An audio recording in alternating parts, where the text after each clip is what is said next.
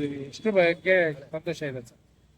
ಈಗ ತಾವು ನೋಡ್ಬೋದು, ನಮ್ಮ ಮನಸ್ಸಿನಲ್ಲಿ ಆ ಒಂದು ಸಂತೋಷ ಇರೋದ್ರಿಂದಲೇ ಈ ಒಂದು ಮಳೆಯ ನಡುವೆ ಕೂಡ ನಾವೆಲ್ಲರೂ ಇಲ್ಲಿ ಸೇರಿ, ನಾನೊಬ್ಬ ಅಲ್ಲ, ಯೂತ್ ಕಾಂಗ್ರೆಸ್ನವರಿದ್ದಾರೆ, ಕಾರ್ಪೊರೇಟರ್ ಕ್ಯಾಂಡಿಡೇಟ್ಗಳಿದ್ದಾರೆ, ಎಲ್ಲ ಕೆಪಿಸಿಸಿ ಪದಾಧಿಕಾರಿಗಳಿದ್ದಾರೆ, ಕಾಂಗ್ರೆಸ್ ಡಿಸಿಸಿ ಪದಾಧಿಕಾರಿಗಳಿದ್ದಾರೆ.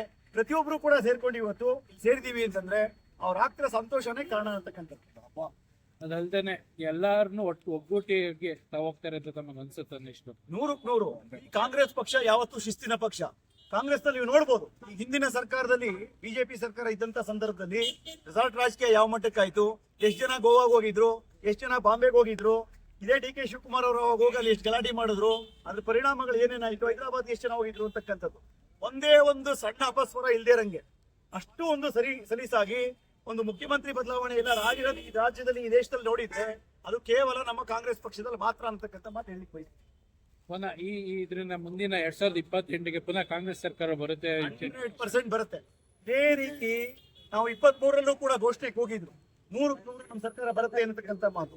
ಸನ್ಮಾನ್ಯ ಡಿ ಕೆ ಶಿವಕುಮಾರ್ ಅವರು ಸಂಘಟನಾ ಚತುರರು, ಅವರು ಕೆಪಿಸಿಸಿ ಅಧ್ಯಕ್ಷ ಆದ ತಕ್ಷಣನೇ ಇಡೀ ಕರ್ನಾಟಕದಲ್ಲಿ ಯಾವ ರೀತಿಯ ಒಂದು ಸಂಚಲನ ಆಯ್ತು, ಪಾರ್ಟಿನ ಯಾವ ತರ ಅವರು ಇದು ಫೈರ್ ಅಪ್ ಮಾಡಿದ್ರು ಅಂತಕ್ಕಂಥದ್ದು ನಾವು ಬಹಳ ಹತ್ತಿರದಿಂದ ನೋಡಿದೀವಿ. ಅವರ ಒಂದು ಸಂಘಟನೆ ತಂತ್ರ, ಅವರ ಒಂದು ಮುಖ್ಯಮಂತ್ರಿಯ ಒಂದು ಏನು ಮಾರ್ಗದರ್ಶನ ಇದೆ, ಆ ಸ್ಥಾನದಲ್ಲಿ ಕೂತ್ಕೊಂಡು 100ಕ್ಕೆ 100 ಕರ್ನಾಟಕದ ಜನ ಮತ್ತೊಮ್ಮೆ 2028ರಲ್ಲಿ ಕಾಂಗ್ರೆಸ್ಗೆ ಆಶೀರ್ವಾದ ಮಾಡೇ ಮಾಡ್ತಾರೆ ಅಂತಕ್ಕಂಥ ನಂಬಿಕೆ ನಮ್ಮೆಲ್ಲರಿಗೂ ಕೂಡ ಇದೆ. ಕೆಲವೊಂದ್ ಕಡೆ ಮೈಸೂರು ಭಾಗದಲ್ಲಿ ಸಿದ್ದರಾಮಯ್ಯ ಅವರ ಮಗಗೆ ಉಪಮುಖ್ಯಮಂತ್ರಿ ಕೊಡ್ಬೇಕು ಅಂದ್ರೆ ಎಲ್ಲ ಇದ್ರ ಬಗ್ಗೆ ತಾವೇನು ನೋಡಿ, ಸನ್ಮಾನ್ಯ ಯತೀಂದ್ರರವರು ಕೂಡ ನಮ್ಮ ಮುಖಂಡರು.